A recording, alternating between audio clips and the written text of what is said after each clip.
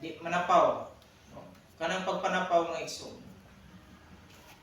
Dahil nag-alagad si Ginoo, nagwali sa mayong balita nga pagtuon niya insakto na ang mga pamaagi sa iyang pagtudlo sa kasulatan apan sipyat nga igsoon.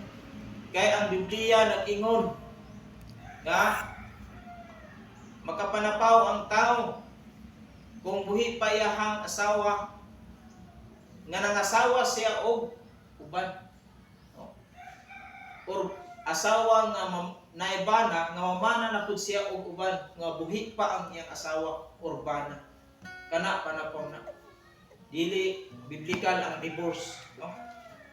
Dili biblical ang divorce. Wala divorce sa Biblia, no?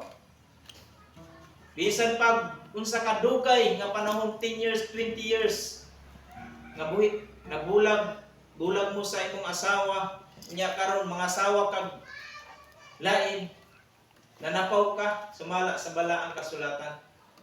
No? Si Mrs.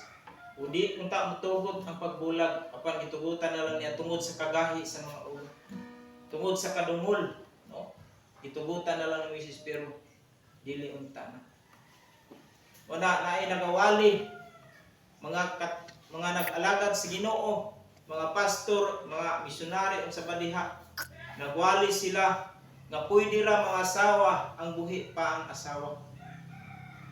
No? Dili na pwede. Nanapaw, napay dapit sa gingharian ng mananapo, sumala sa pinadayan. Huwag na.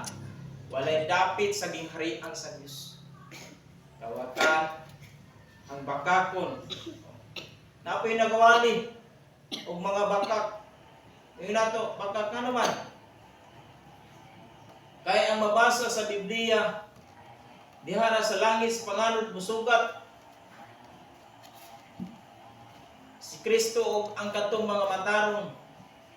Walay mabasa sa Biblia nga upuyo sa langit, mubakasyon sa langit, sulod sa usa ka libo ka tuig. Bakak na kawali. Ano man, makaingon kong bakak, wala man sa Biblia. Kung 1,000 ka tuig, na ay mabasa. Pero dili nyo bakasyon dito tag langit. Ay dili nga to dugangan nga dito ta og langit mupuyo niya ang sulod sa kalibo ka tuig. Bakak na. Kabubuton ba na ba rin makasulod sa gingharian sa Diyos ng bakako? Hindi. Wali na, nagawali. Una nga, ang igsoon. Subo kayo nga una-unahon anong makaingunta na dili kanan ang tawag Ginoo makasulod sa gingharian. Katurang nagtuman. Unay, dako kayo na sulbadonon sa mga pastor, nagawali. No? So, ang pulong sa Ginoo mga igsoon, sumala sa Jeremias, ibasa sa ating igsoon ngayon. Tago. Una-una, kung nagwali ka ni Ana, nanapaw ka, ang pulong sa Ginoo sumala sa Jeremias, dako sa pagtambag o makagagahom sa buhat kansang mga mata, binuksan ibabaw sa tanan alagyanan sa mga anak sa tao. O kita sa Dios tanan. O, nasawa ka, mabuhi kayong asawa, namana ka, mabuhi pa imong bana. Igsoon, inunta mo, na wala mo'y dapit sa gingharian sa Dios.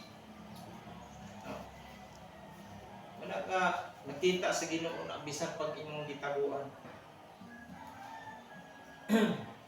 Renta sa paghatag sa tagsa-tagsa sumala sa iyang mga kagawian o sumala sa bunga sa iyang mga buhat. Muna karon una kung unsa ang imong nahimutangad karon, unsa imong mga buhat nga imong gitaguan, no? Kita na sa Ginoo. Na mga bata, kita anan.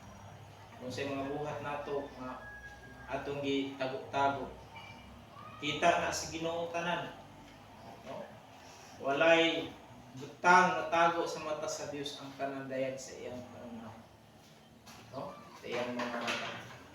Una nga, ang puno sa Ginoo dako ang pagtambag o makagagahom sa buhat kansang mga mata binuksan ibabaw sa tanan mga lagyanan sa mga anak sa tao sa paghatag sa tagsa sumala sa iyang kagawian o sumala sa bunga sa iyang mga buhat.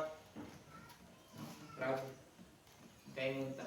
Kung tinuod alagad ka sa Ginoo, ato ning naon-naon, ato timbang-timbang ug unsa may angay natong himuon nga aron ka dili unya ingon sa Ginoo pahawa ka.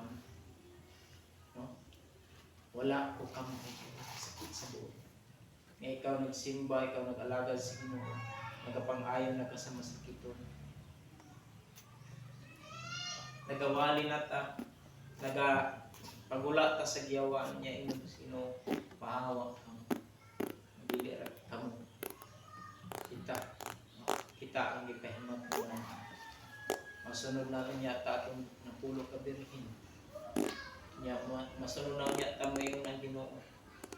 Yung ang Ginoo. Dili tanan magtawag ka na po Ginoo makasulod sa lingarian.